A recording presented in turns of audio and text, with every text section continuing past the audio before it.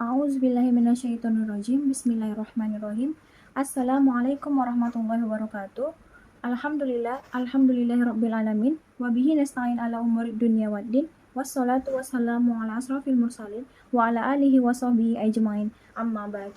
Segala puji bagi Allah Subhanahu wa taala yang begitu banyak memberikan kita kenikmatan, terutama nikmat iman, Islam, dan nikmat yang tiada taranya, yaitu nikmat kesehatan. Salawat dan salam tercurahkan kepada baginda Nabi Muhammad SAW yang mana beliau telah menuntun kita dari zaman kegelapan hingga membawa kita ke jalan yang benar. Semoga umatnya selalu mendapatkan syafaatnya di yaumul kelak nanti. Amin amin ya rabbal alamin. Sahabat-sahabat yang dimuliakan oleh Allah, pada kesempatan kali ini saya akan menyampaikan ceramah singkat saya mengenai pemuda Islam sebagai pengisi masjid dan penjaga masjid. Di Indonesia dengan mayoritas penduduk muslim atau sekitar 87% beragama Islam tentu bisa menjadi sebuah kekuatan. Namun, hal itu harus benar-benar dikawal sehingga cita-cita bersama untuk menciptakan negara yang adil, makmur, dan sejahtera akan dapat terwujud. Peranan anak muda dalam hal ini, pemuda masjid, sangat diperlukan terutama dalam pergerakannya upaya menuju cita-cita bangsa tersebut. Anak muda di lingkungan masjid utamanya harus diberi wawasan yang cukup, pemahaman yang cukup agar bisa melanjutkan dan memelihara bahkan menjadi pelopor dalam menjaga kesatuan umat.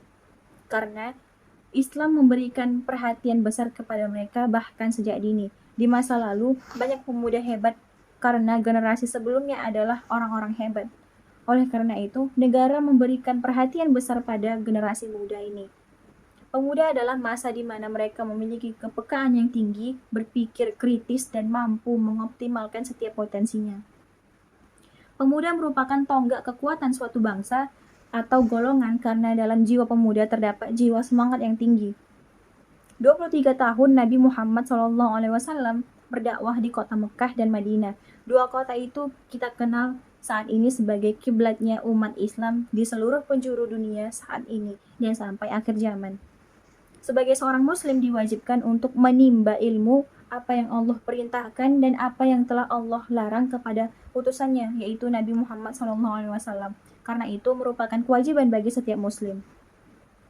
Setelah menimba ilmu dan mengamalkan apa yang telah dipelajari, maka seseorang muslim berkewajiban untuk menyampaikannya yang dinamakan dengan dakwah. Berdakwah sebagaimana halnya Rasulullah SAW itu sangat penuh rintangan, tantangan, dan cobaan selama 23 tahun. Rasulullah SAW penuh dengan kesabaran di mana banyak cacian dan makian. Rasulullah tetap terima dengan lapang dada dan sabar. Sampai-sampai beliau berdakwah dengan meneteskan darah ketika beliau berdakwah ke kota Taif dengan dilempari bebatuan oleh masyarakat sekitar. Akan tetapi jiwa yang besar menerimanya dengan penuh kesabaran karena jalan dakwah bukanlah suatu jalan kenikmatan dan kemewahan, melainkan jalan dakwah adalah jalan yang pahit bila dirasakan di dunia, akan tetapi manis dirasakan bila telah hidup di alam yang abadi penuh dengan kenikmatan, yaitu akhirat.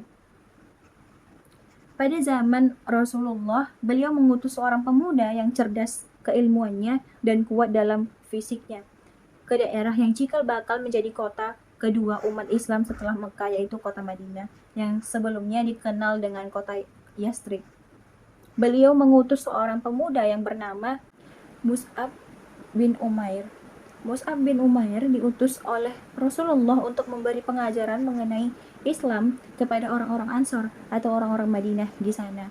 Mus'ab bin Umair merupakan pemuda yang kehidupannya sebelum masuk Islam penuh dengan kegelimangan harta.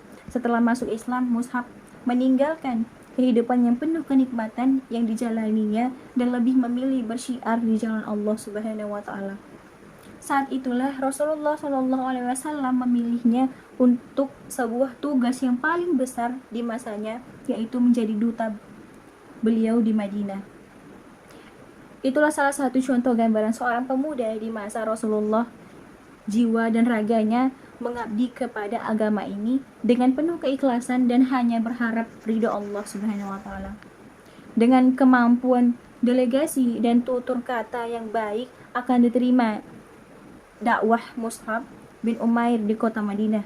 Maka tidak salah Rasulullah SAW memilihnya sebagai utusan ke kota Madinah. Tidak semua pemuda pada saat itu memiliki kemampuan bagaimana halnya dengan Mus'ab bin Umair, seorang pemuda yang luas cakrawalanya, pengetahuannya mampu mengislamkan orang-orang Madinah.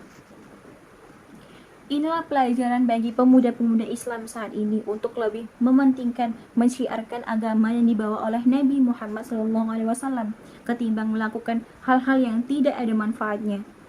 Di era zaman milenium saat ini, semakin canggihnya teknologi, alat komunikasi, semakin mudahnya kita untuk mendapatkan informasi dan semakin mudahnya pula kita menyebarkannya ke khalayak masyarakat umum.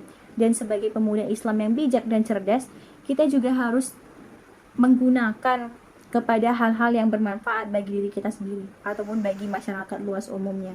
Allah Subhanahu wa taala berfirman dalam surah At-Taubah ayat 18 yang dimana artinya, hanyalah yang memakmurkan masjid-masjid Allah ialah orang-orang yang beriman kepada Allah dan hari kemudian, serta tetap mendirikan sholat, menunaikan zakat, dan tidak takut kepada siapapun selain kepada Allah.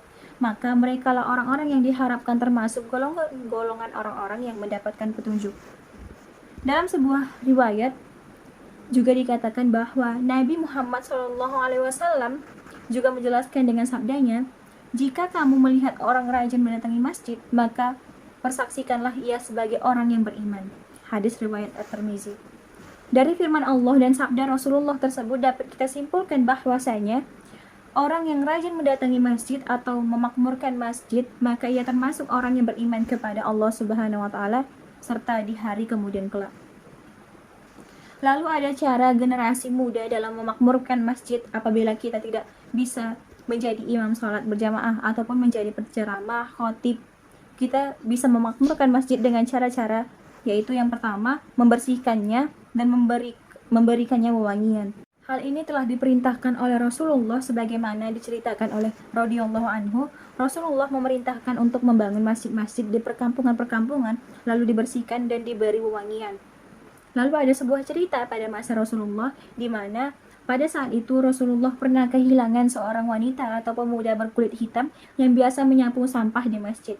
Beliau pun bertanya tentang wanita tersebut dan dijawab bahwa ia telah meninggal. Lalu Rasulullah berkata, "Tidakkah kalian mengabarkan kepadaku?"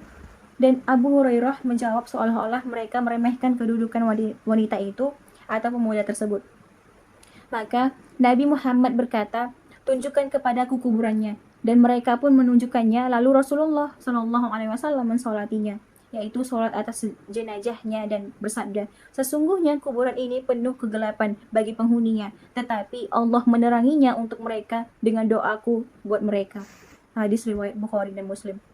Nah, dari cerita ini kita bisa ambil hikmahnya bahwa Rasulullah sangat menyayangi orang-orang yang membersihkan masjid tersebut. Lalu selanjutnya, zikrullah, sholat dan tilawah Quran, serta menghadiri masjid taklim. Nabi Muhammad bersabda, masjid hanya dibangun untuk zikrullah, sholat, dan membaca Al-Quran. Zikrullah merupakan amalan yang agung dan sebaik-baik tempat zikrullah adalah masjid. Lalu, sholat, apabila kita generasi muda tidak bisa menjadi imam dalam sholat, kita bisa menjadi makmum karena sebagaimana sabda Rasulullah, sholat berjamaah itu lebih baik 27 kali lipat daripada sholat sendiri. Lalu adapun membaca Al-Quran dan mempelajarinya bersama-sama di dalam masjid juga telah disebutkan keutamanya oleh Nabi dalam sabdanya, dan tidaklah suatu kaum berkumpul di salah satu rumah Allah atau masjid untuk membaca kitabullah Al-Quran dan mempelajari, akan turun ketenteraman kepada mereka, rahmat akan menyelimuti mereka. Para malaikat menaungi mereka dan Allah akan menyebut mereka di hadapan para malaikat di sisinya. Hadis riwayat Muslim dan Abu Hurairah. Maksudnya adalah apabila kita berkumpul di rumah Allah untuk membaca Al-Quran dan mempelajarinya satu sama lain, maka kita akan diselimuti rahmat Allah dan akan turun pula ketentraman bagi kita. Sepertinya hanya itu yang bisa saya sampaikan mengenai pemuda Islam sebagai pengisi dan penjaga masjid. Semoga segala sesuatu yang telah saya sampaikan dapat bermanfaat bagi kita semua. Untuk itu, lebih dan kurangnya saya memohon maaf. Kepada Allah saya memohon ampun. Dan wassalamualaikum warahmatullahi wabarakatuh.